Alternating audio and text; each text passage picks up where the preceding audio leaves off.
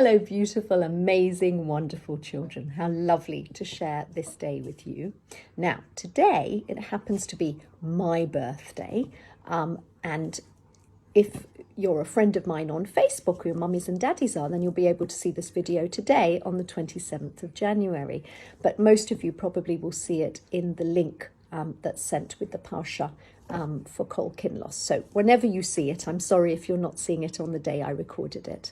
So obviously I'm very happy and excited because it's my birthday. It was Chloe's birthday yesterday. She was 21. And I can tell you that there is a 5 in my birthday number. And at the end of this video, I will tell you the other number, and then you children can work it out if you want to. Okay, so it's very exciting that it is my birthday. But I need to roll back the time more than once because something not so happy is today. Let's think about it. Rolling back the time, and one more. Rolling back the time, and one more. Rolling back the time, and thinking and thinking and thinking. So today, children, my birthday, the 27th of January, is a birthday that I share with a sad day, but a very important day called Holocaust Memorial Day. And I'm sure that you will be learning about it online, or your mummies and daddies can explain. I'm going to be very careful because this is the 4 to 7, so I don't want to upset or stress or worry anybody. It's basically that Jewish people weren't always treated very nicely. We're very lucky to be treated very nicely here. But in the past, the Jewish people have suffered a lot for no other reason other than they were Jewish. And they were hated just that little bit too much. People didn't like them just that little bit too much. It's okay not to like everybody, but it's not okay to make other people suffer because you don't feel good enough. So we have to be very careful about anti-Semitism. We have to be very careful never ever to forget all the wonderful Jewish people who have suffered in the past. And we have to remember that just because something looks a bit different, echoing the beautiful words of Lily Ebert, beautiful Dovela's grandmother, just because somebody looks different doesn't make them better or worse than you. They're just different. My daughter Chloe always felt different because she had a different colour skin to most of the people in her class, but it didn't make her any better or worse, just the same. So it's very important sometimes, maybe if you can, to embrace diversity, accept people for who they are and what they are, and always be kind. Always be kind, always be generous, always be nice to other people. So that's my message for Holocaust Memorial Day, which I share with my birthday. It makes me remember who I am and feel very proud about being Jewish, but also makes me realize that I also have to be nice to other people who may be a little bit different to me or not share the same types of things that I do. Okay, enough on Holocaust Memorial Day. I hope that was okay. Let's move on then to another thing that's happening this evening, which is, do you know what it's going to be? It's going to be Tu B'Shvat, when we celebrate the environment. We celebrate our natural world and our duty to care for our natural world. And it's the new year for the trees. Rosh Hashanah le'ilanot, the new year for the trees. And our Sheva Minim, do you remember what they are? Wheat, grapes, barley, figs, pomegranate, olives, dates. And Tu B'Shvat, tu, not tu in French, Tu B'Shvat stands for Tet, which is number 9, and Vav, which is number 6. So 9 and 6 make 15. Coming back to Holocaust Memorial, Chloe bought me this lovely candle. This is not the candle that we would light for the Holocaust Memorial, but it's a lovely smell, and I just thought I'd show you. A lot of people will be lighting candles at 8 o'clock today for Holocaust Memorial, and if your mummies and daddies are able to light one, then that's wonderful. You'll be able to light them with your mummies and daddies. Watch your mummies and daddies do it, and also eat lots of fruit if your mummies and daddies are able to get that from the supermarket. We have lots of fruit, nice bracha to have fruit. Some people even have a very special sort of seder of fruit for Tu B'Shvat. So, and some people plant trees. I don't know if anybody's planting a tree today. I'm not able to plant a tree today, but some people will plant trees. Should we roll back the time again for the Parsha? Let's do it one more time. Rolling back the time, and one more. Rolling back the time, and one more. Rolling back the time, and thinking and thinking and thinking. So today we are up to Parshat Beshallach, which I think is the 4th Parsha in the 2nd book of the Torah called Shemot. And what's happening? Well, what's happening is Bnei Israel have left Egypt. Now, I have to admit to you that my laminates have gone missing. My beautiful laminates for the Parsha have decided to go on holiday. I don't know where they've gone because it's locked down. They're not allowed out the house, but I'm not able to find them at the moment. So, what am I going to talk about? Well, the first thing I'm going to talk about is a map. Where are we in the map? So, instead of laminates, I've got props. And my first prop, if you can see it, thankfully all the lovely presents that Chloe got when she was little, or I bought for her, somewhere on this map you will see the land of Israel. It's very tiny, but you will see it. I wonder if I can see it. I can just about see it there. Can you see it? I haven't got my glasses on. I hope I'm pointing to the right country. So, in the Middle East. So, the Bnei Israel have come out of Egypt. And Hashem says to Moshe, no, they can't just go from here to there.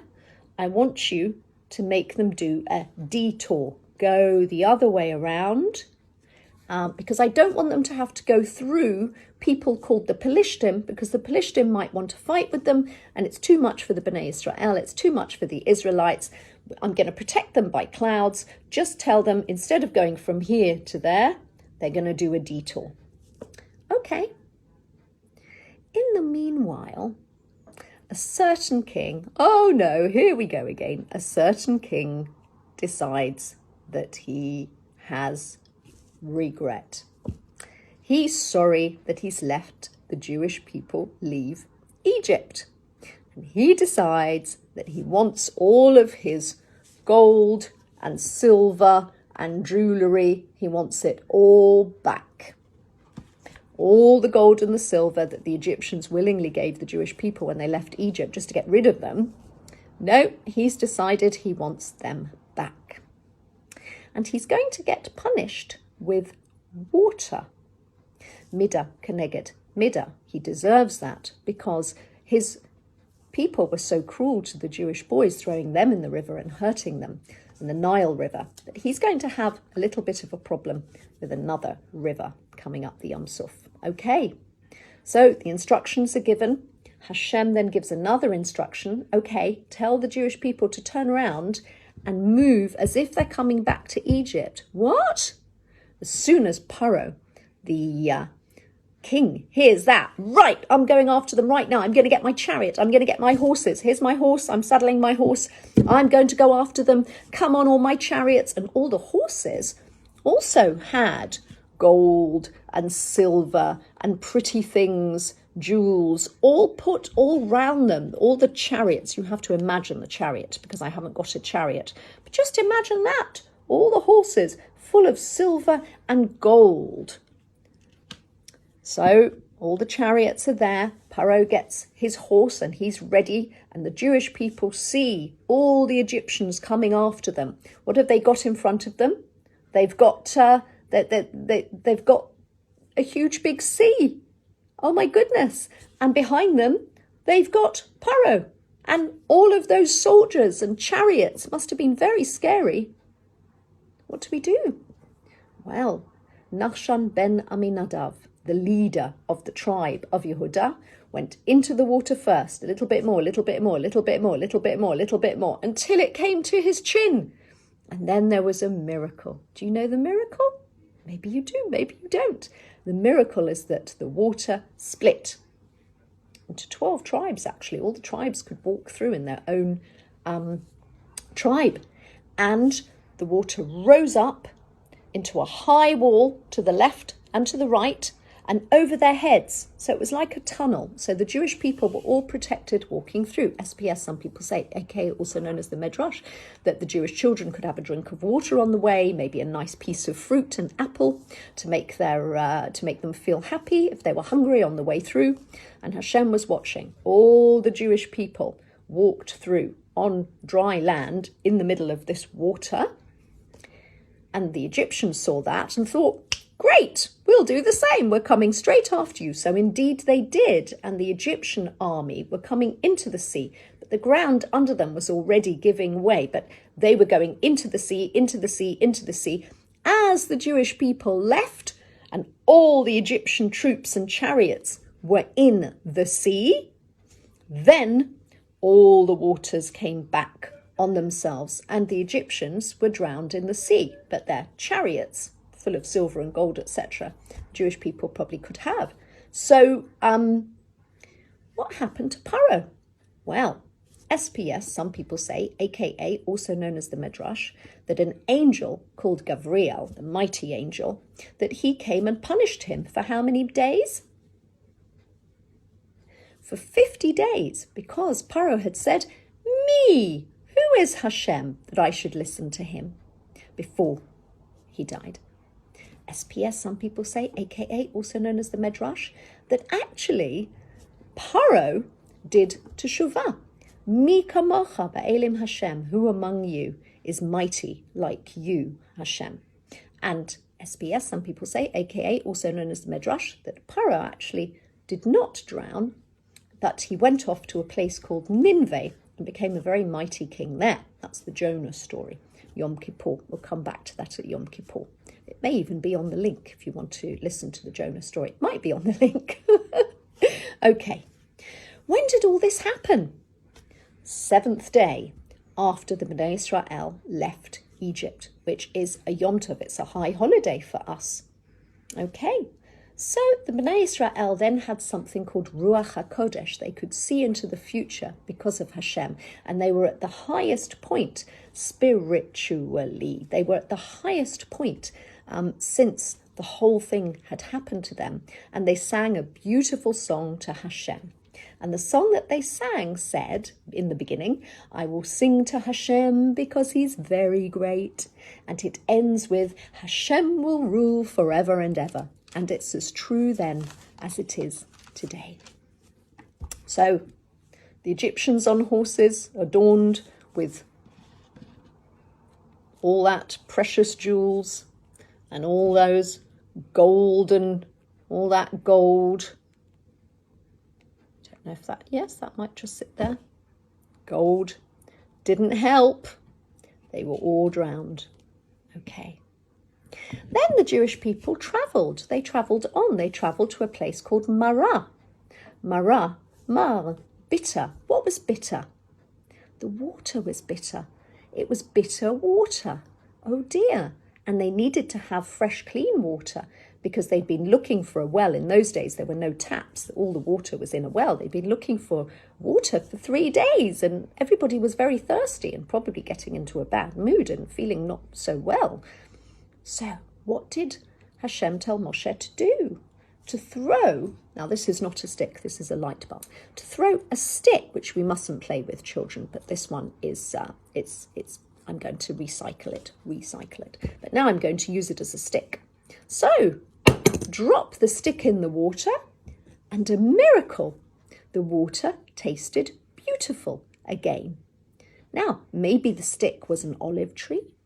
Maybe it was a poisonous fruit branch. It was definitely a wooden branch of some sort, but it made the water taste amazing. How amazing is that? Another miracle from Hashem. Then the Bnei Israel start whinging again, complaining again, and they really didn't have any right to ask for meat because they had animals, but they started to ask for bread. I know this might not be the most easiest thing to see as bread, but it is bread. Chloe used to play with this. Okay, bread. They wanted bread. It might be that all of their wonderful supplies of dough had run out by then. So they wanted bread. Where's our bread? Where's our bread? We want our bread. Give us our bread. Give us our bread. We want our bread. We want our meat. We want to go back to Egypt. We're not happy. Why have you brought us here to the desert? Blah, blah, blah, blah, blah. Complain, complain, complain. Not everybody. A lot of the Erev Rav, a lot of the people that had joined and came with, maybe they were complaining too and they weren't happy. And enough complaining, please.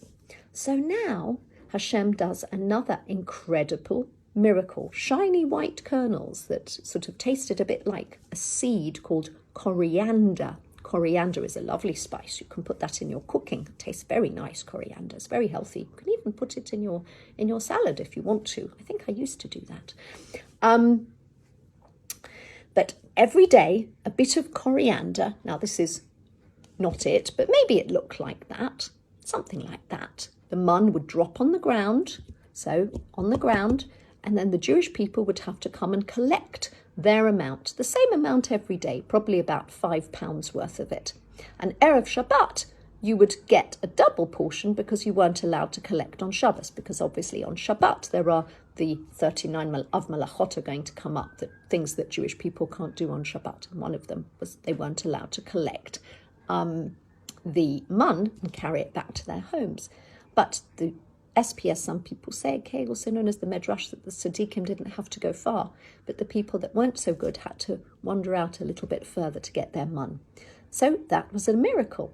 But of course, Dasan and Aviram, who were troublemakers, we heard about them before, they were busy complaining, and of course they did try and get more than their portion, but of course, if you got more than your portion, it got mouldy, just like fruit and vegetables and things like that. If you keep them and you don't eat them, then they will go mouldy. But we never waste food because that's Bal Tashlich, but if the food doesn't taste nice anymore and it's mouldy, then of course you mustn't eat something that's not good. And Datan and Aviram would overcollect, and their mun, we understand, would go bad. So there you go. That was the mun story. What about the slovebirds or quail? Did we really need those? Well, they fell from the heavens. Off they went again, and this time there was no water again. There's no water at a place called Masa Meriva. And Moshe this time, this is not the story about when he was supposed to speak to the rock and he didn't. This is the story to begin with when he was told to hit the rock. Here's the rock. Here's the stick. Remember, it's my recycled light bulb, but it's okay. Hit the rock. Wow, a miracle. Water, lots and lots and lots of number 5 water, all came out from the well. And that was then known as the well of Miriam and continued throughout her lifetime. Right, quite a lot has happened in this week's Parsha. You would think it's enough, wouldn't you? And we've spoken about other things as well. No, there's more. The last bit, but not very pleasant. There's a nasty people called the Amalekim. Amalek was Esav's grandson, and they lived just where the Jewish people were moving to Refidim on their way to try and get to Eretz Israel. And the Amalekim had no shame. They attacked the Bnei Israel. They went to war with them unprovoked, because the Bnei Israel didn't want anything in Refidim, they just wanted to pass through, but the Amalekim attacked them, and Moshe took advice from Hashem, and he climbed to the top of a mountain, and he sat on the mountain, and he went with his brother Aaron and his nephew Hur, Miriam's son, and they lifted his hands up, and Moshe was davening and davening and davening, and Yehoshua, who he appointed, who's going to take over after Moshe, he chose tzaddikim, the very best righteous people to fight. Very interesting. Usually when you're looking for a soldier, you're looking for muscles. I haven't got muscles, but you're looking for strong muscles and you're looking for a very, very strong person. But Yehoshua was looking for tzaddikim because he knew that Hashem would help the tzaddikim to win the war. So they fought and fought and fought, and they did win. And Moshe prayed for their safety. And Aaron and Hur kept Moshe's hands up so that he could daven. It must have been very tiring. I know if I put my hands over my head, it's tiring for a long time. So the first job when the Jews are settled in Eretz Israel will be to defeat the Amalekim. And in fact, that's something that is still there today, and it will be resolved, please God, when Moshiach comes. Okay, so that was quite a parsha today, wasn't it? And it's my birthday as well. And we've got Tu B'Shvat, which is the birthday of trees. Can you think of all the fruit that you can make a Borei Pri Ha'etz on? Apple springs to mind. And the other fruit, there are other things as well that we can enjoy. You tell me all the fruit that you can think of and you're going to eat maybe today, if you can, that's healthy, not too much, so it doesn't give you a tummy ache. Okay, now I'm sure that you, unless you are a key worker's child or a special child, you will be learning from home. And I hope you're enjoying your online learning, and I hope you're enjoying being with mummies and daddies and everybody looking after you. Listen to your mummies and daddies and do what they say. Listen to your mummies and daddies. Please don't forget to pray. Listen to your mummies and daddies. The rabbis will lead the way. Then they will be happy. Don't worry about anything. Just stay safe. Listen to mummies and daddies. And when it's safe to go to shul, we'll go to shul. And if it's safe for me to come back and be with you in shul, then I will too. See you soon. Take care. Bye.